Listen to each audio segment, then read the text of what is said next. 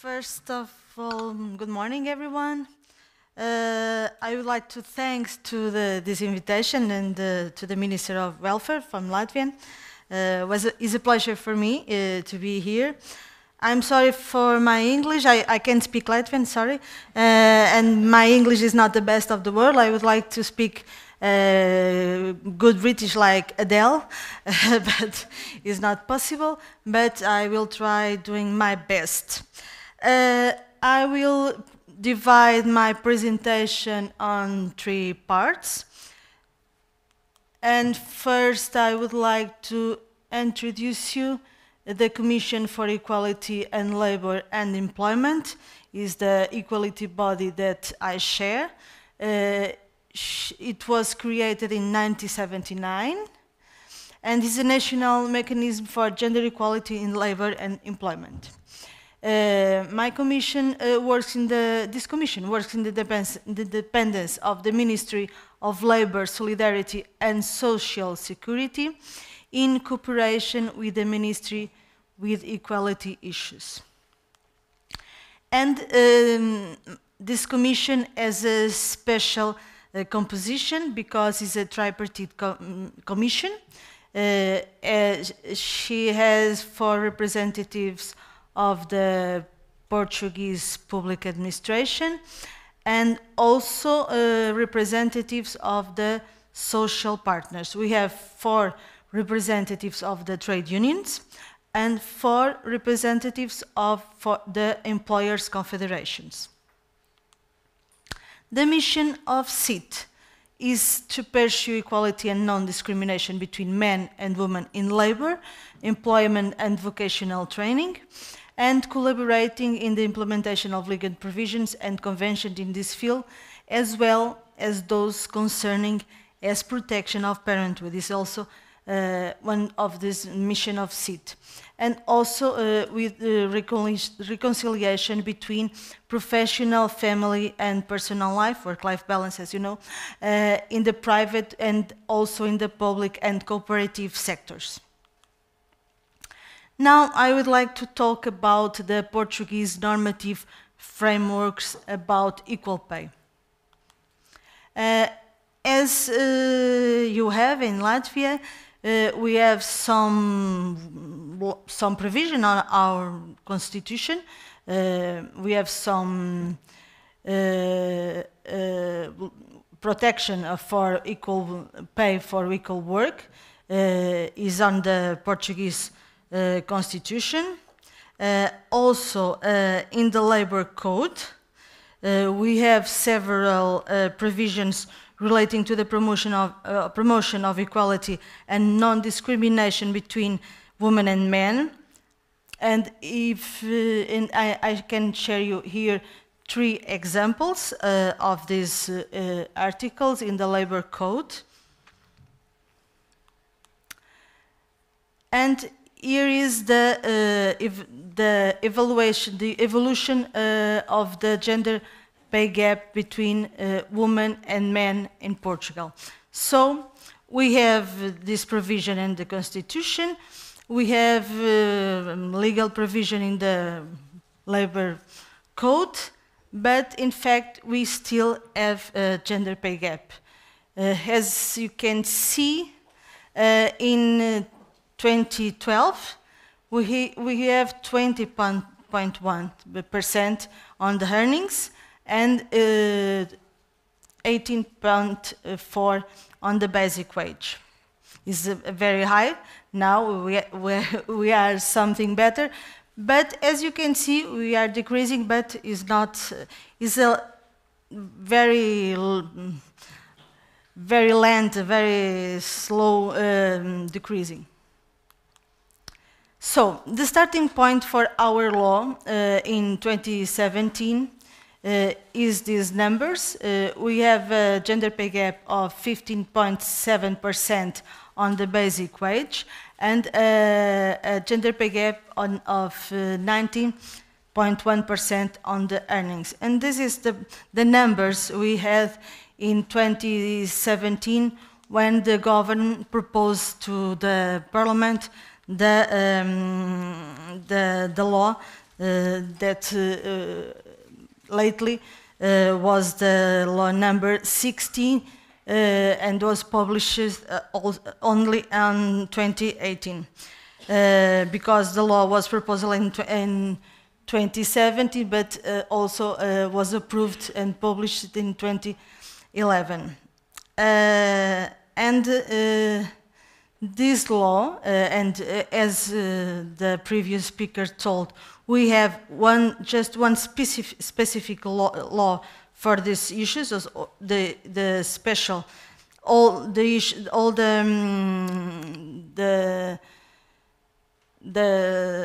I'm sorry, all the regulation we need to the equal pay we have on this law. So this law establishes 4 mechanisms. So the first one is the statistical information. We have the barometer, and every year the value of the salaries differences is made available. We are not burdening the companies with more reports because we are also using administrative data. And then we have another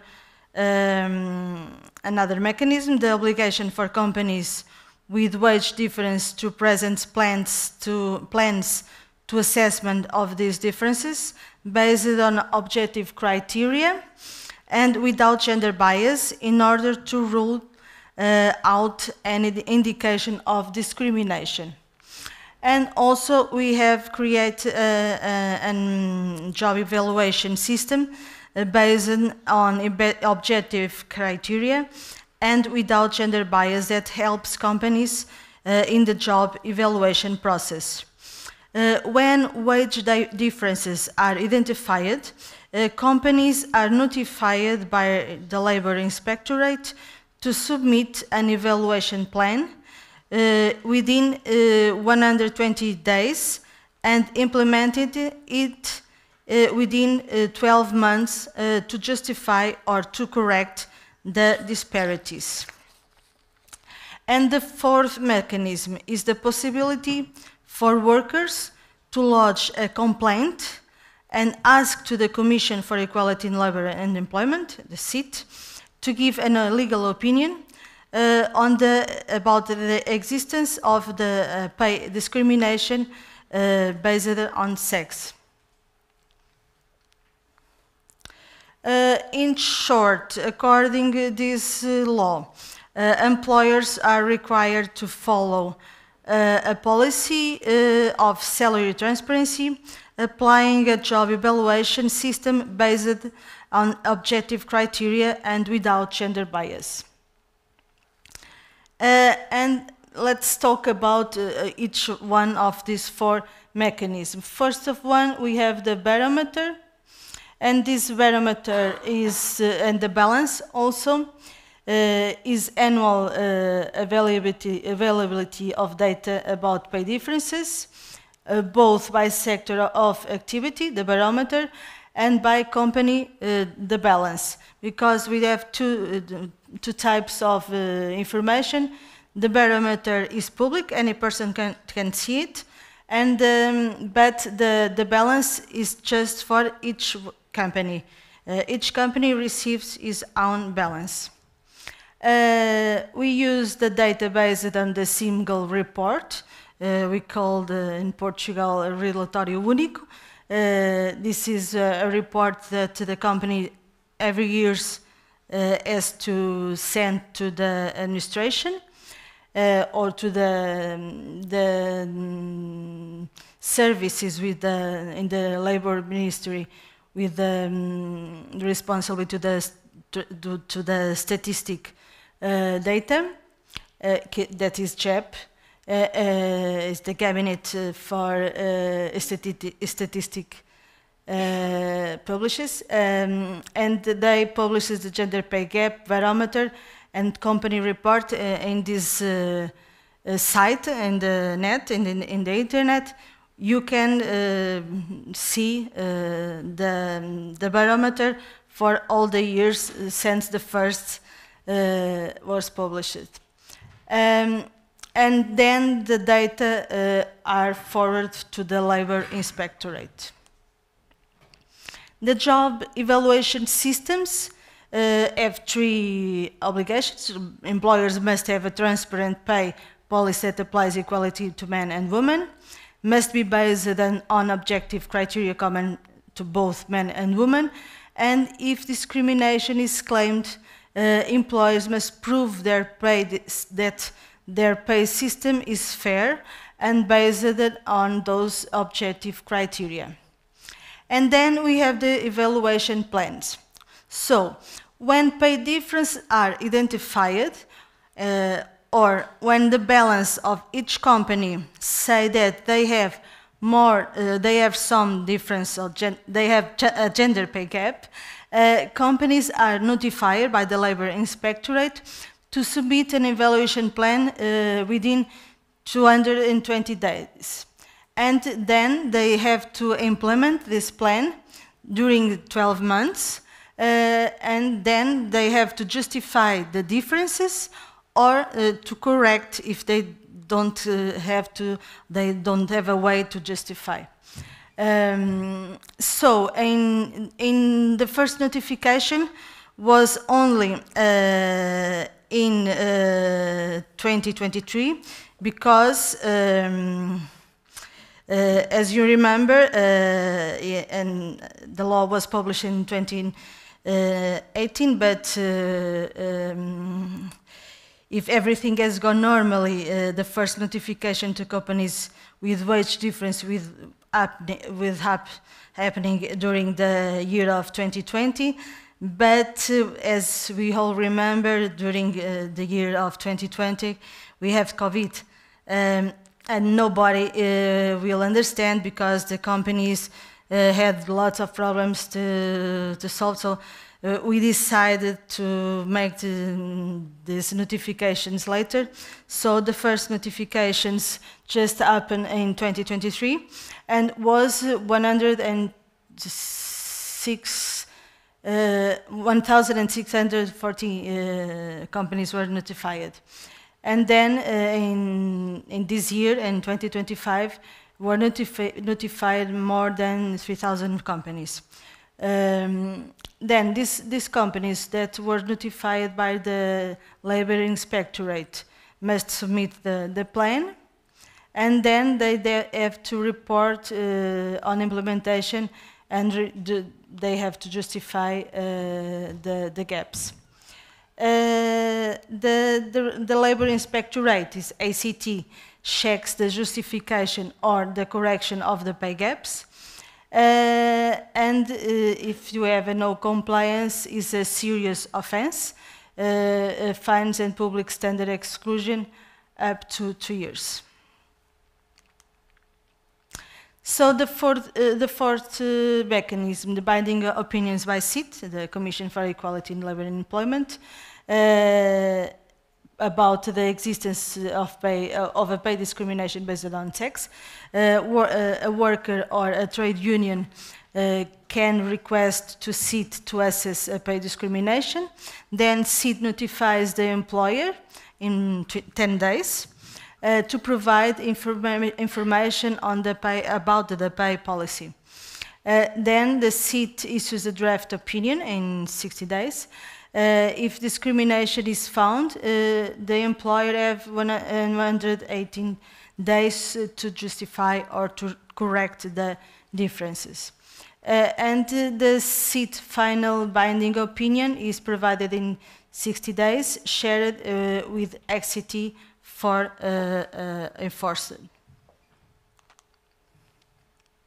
This is the role of the CIT on the implementation of the law. The CIT have the role to monitoring and evaluation. The law 16 provide that we have to make an evaluation of the law every 4 years. And the first evaluation report was published in 2023. And also provide that CIT has to publish the official guideline the guide for job evaluation based on objective criteria common to men and women. This is you can find it in the site on the internet. But in the meantime, and before notifying companies for the bad news, in 2022, we also create an equal pay label, because we understood that it was important to create a way to encourage compliance with the law and promoting the equal pay. And it has been very successful and widely publicized by the companies, because the companies received the label and published, and they announced it to the world. They have recognized it for the good practices. This label is awarded annually by CIT on the National Equal Pay Day to the companies with a gender pay gap between 1 and -1, measured through the adjusted gender pay gap calculated within the balance of the gender pay gap between men and women. In 2023, were 40,114 companies received the label, and in 2024 were 14,097 companies that received the label.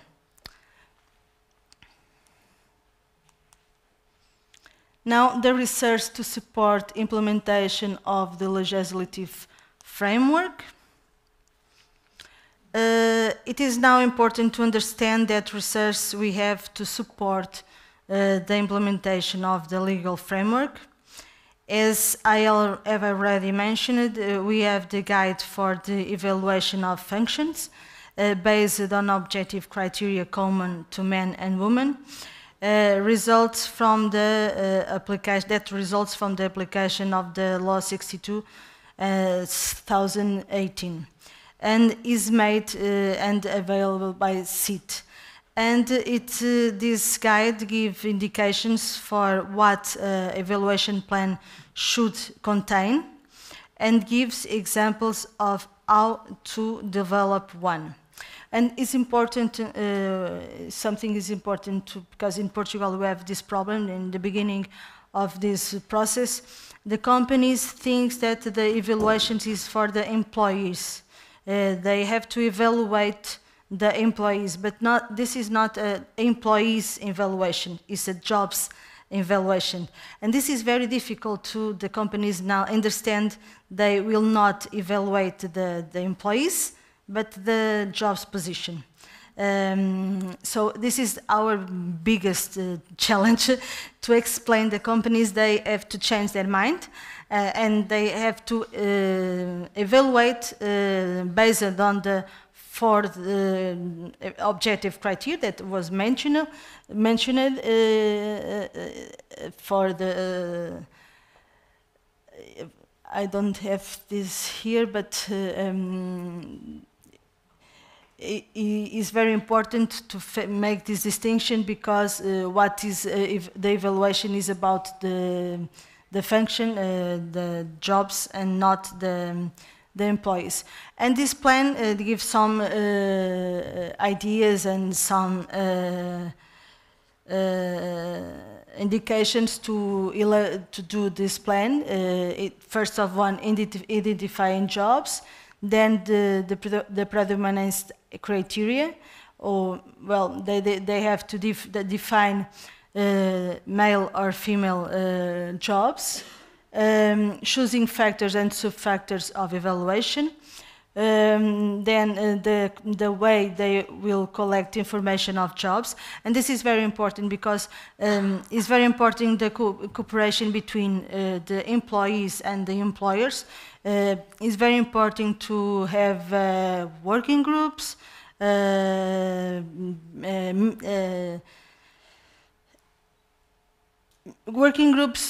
with employers or representative of the employers, of the administration of the companies, and representatives of the employees. This is very important because by this way we can have a more important information and close to the reality of the company.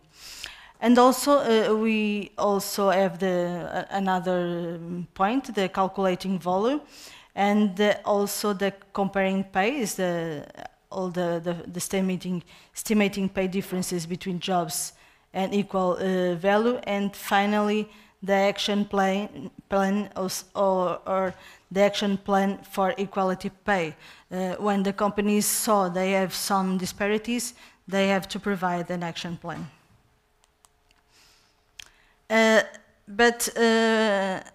Portugal also had other resources as part of a project funded by the A-Grants mechanism and in partnership with the Icelandic equality body. We developed a management system called the Portuguese Standard for Equal Pay Between Men and Women. And this is a certification standard for equal pay management system. The objective is to eliminate the gender pay gap discrimination and support the organizations with a management system for equal pay certification. The key importance is complementary tool for equal pay policies and practices and provides operational guidance for compliance with the legislation. It enables gender-neutral jobs evaluation and pay comparison, and promotes implementation of the principle equal pay for equal work or work of equal value. The implementation guidance for organization makes a diagnose current pay situations and check compliance with legal and contractual norms, and also develop an action plan to correct and justify gender pay gaps. This is a complementary the law. This standard is the companies have to pay for them. Is a management system, just like the quality management system, but it's something that is complementary with the law. And now we are developing. This is a new project. We are developing. This now is the Equal Pay Transparency Project, funded by CERV, by the European Commission. And the objectives of this project is to support the implementation of the Pay Transparency Directive and the Portuguese equal pay laws, to reduce the gender pay gap while promoting fairer and more transparent pay systems, increase awareness among beneficiaries about equal pay for equal work or for work of equal value, and also develop skills related to equal pay and gender-sensitive job evaluation tools, because this project have a component of training. We have a partnership with the ILO Office of Tourism, and have a component of this project is a training for this job evaluation. The results that we want to achieve is the report on good practice with methodologies and tools for gender-sensitive job evaluation at international level, a gender-sensitive job evaluation tool that we are developing, workshops on gender-neutral evaluation methodology for public authorities like employers and also for employers and labor inspectors, and a certification program for facilitators in gender-sensitive job evaluation aimed at local stakeholders. This is like the training that I will talk about, and virtual e-learning platform in the ETC ILO e-campus from Turin, with the interactive resources and training materials. And also self-paced online course on gender-sensitive job evaluation principles available in Portuguese on the e-campus of ILO. But in addition of this, pay transparency is an important and effective way to close the gender pay gap, but is not enough. Is not a silver bullet. We must know that.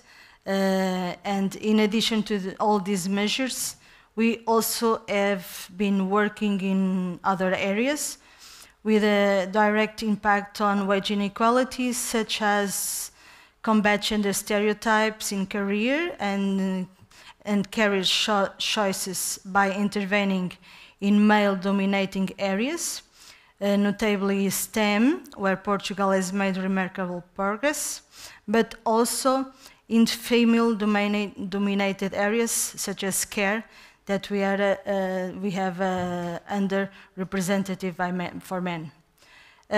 Strengthening work-life balances measures, especially in terms of sharing parental leave between mothers and fathers, and also promoting the presence of more women in senior positions in the management and administration of organizations, namely in executive bodies. And in 2017, we also approved the law which established the regime of balanced representation between men and women in the management and supervisory bodies of public sector entities and companies listed in the stock exchange. Increase the presence of women on boards of directors. Thank you.